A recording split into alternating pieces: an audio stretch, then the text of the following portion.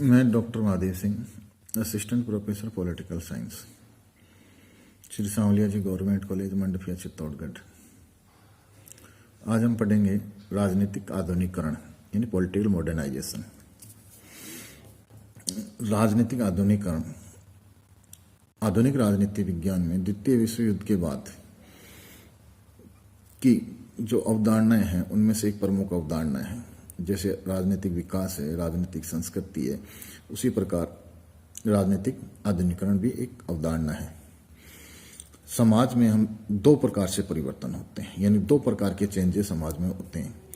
एक प्रकार का जो सामाजिक राजनीतिक परिवर्तन है वह क्रांतिकारी और हिंसात्मक साधनों के द्वारा समाज में होता है, यानी ये रिवोल्यूशनरी चेंज होता है। इसके उदाहरण हम फ्रांस की राज्य क्रांति के द्वारा फ्रांस में 1789 में जो परिवर्तन हुआ, इसी प्रकार बोल्शेविक क्रांति द्वारा 1917 में रूस में जो परिवर्तन हुआ वह रिवॉल्यूशनरी चेंजेस की कैटेगरी में आते हैं। वहीं दूसरी ओर समाज में सामाजिक राजनीतिक जो परिवर्तन होते हैं वो विकासवादी तरीके से होते हैं, यानी पीसफुल तरीके से डेवलपमेंटल चेंज होते हैं।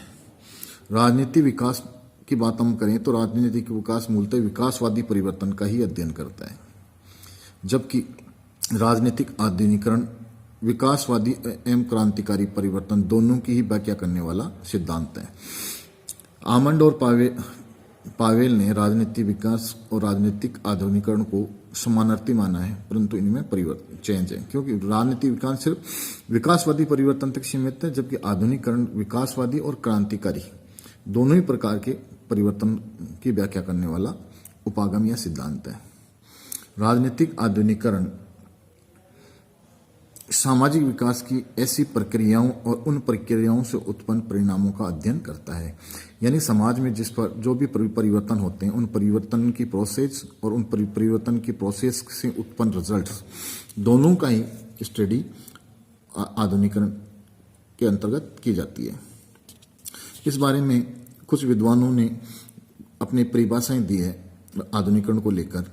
जैसे डैनियल लर्नर हैं, उन्होंने कहा है कि आधुनिकीकरण सामाजिक परिवर्तन की एक प्रक्रिया है जिसमें विकास एक आवश्यक आर्थिक घटक होता है। यानी डैनियल लर्नर ने विकास जो आर्थिक विकास है उस आर्थिक विकास की परिप्रेक्ष्य में आधुनिकीकरण को देखा है। इसी प्रकार एसपी हंटिंगटन ने राजनीतिक आधुनिकीकरण को एक बहुआयामी प्रक्रिया बताया है जिसमें मानवीय विचार और क्रियाकलापों के समस्त क्षेत्रों में परिवर्तन होता है, यानी मानव के जो एक्टिविटीज हैं उनके अंदर ओवरऑल चेंजेस होते हैं, वो चाहे सांस्कृतिक स्तर पे हो, मनोवैज्ञानिक स्तर पर हो, आर्थिक स्तर पर हो, बौद्धिक स्तर पर हो, राजनीतिक स्तर पर हो, सभी प्रकार के आयामों में व्यक्ति के व्यक्ति और समाज के आयामों में परिवर्तन होता है।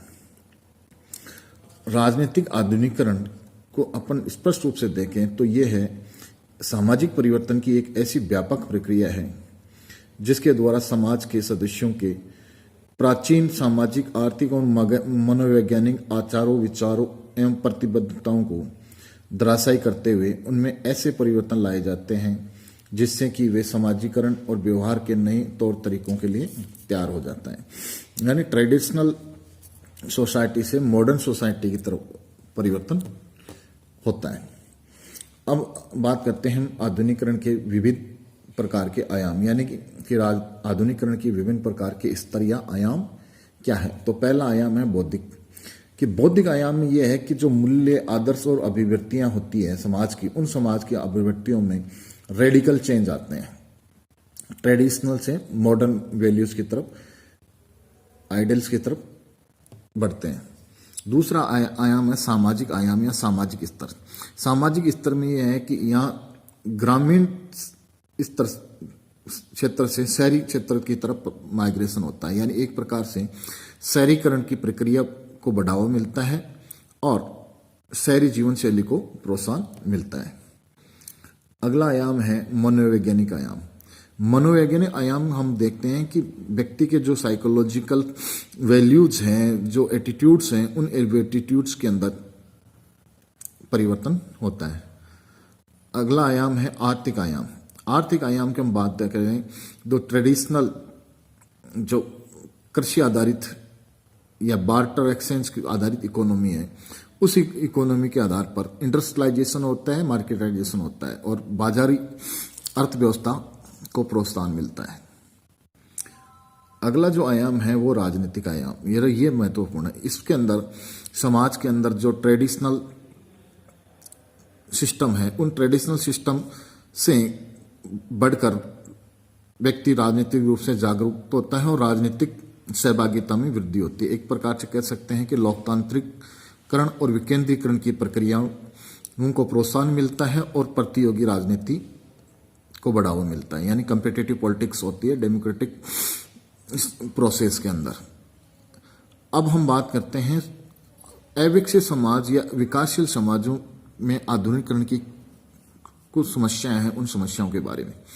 तो पहली समस्या है वह है रूढ़िवादिता। हम जानते हैं कि जो ट्रेडिशनल सोसाइटीज हैं वो कंजर्वेटिव होती है और वो परिवर्तन विरोधी होती है। तो इसमें जो ट्रेडिशंस है वो परिवर्तन विरोधी स्टेटस क्वो का समर्थन करने वाली जो रूढ़िवादी नीतियां हैं वो एक समस्या है। दूसरी समस्या है वो है कुशल नेतृत्व का अभाव, यानी ट्रेडिशनल जो सोसाइटीज है, अविकसित समाज है, उन समाजों में जो लीडरशिप होनी चाहिए, एक डायनेमिक लीडरशिप होनी चाहिए, उस लीडरशिप का अभाव पाया जाता है, जिसे मॉडर्नाइजेशन की प्रोसेस में समस्याएं क्रिएट होती है।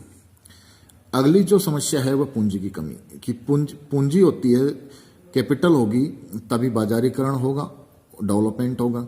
और अविकसित समाजों में पूंजी की कमी होती है, इसलिए वहाँ साइंस और टेक्नोलॉजी का डेवलपमेंट नहीं हो पाता, सोसाइटी में मॉडर्नाइजेशन नहीं हो पाता, डेवलपमेंट नहीं हो पाता। अगली जो समस्या है वह ब्यूरोक्रेसी की समस्या है। जो अविकसित समाज है उनके अंदर ब्यूरोक्रेसी हेवी रहती है, एक प्रकार से ब्यूरोक्रेटिक रेड टेपिज्म पाया जाता है। और ये जो ब्यूरोक्रेसी है वो सभी प्रकार के परिवर्तनों में कहीं ना कहीं किसी न किसी प्रकार से अड़ंगा लगाने की कोशिश करती है।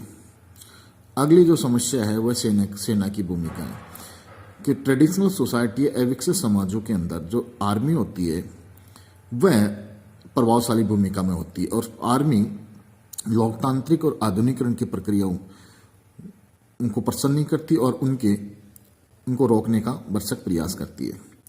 इस प्रकार हमने देखा कि जो आधुनिकीकरण है, राजनीतिक आधुनिकीकरण है, वह आधुनिक राजनीति विज्ञान की एक महत्वपूर्ण अवधारणा है जो राजनीतिक सिद्धांत और कंपैरेटिव पॉलिटिक्स में अपना अहम स्थान रखती है।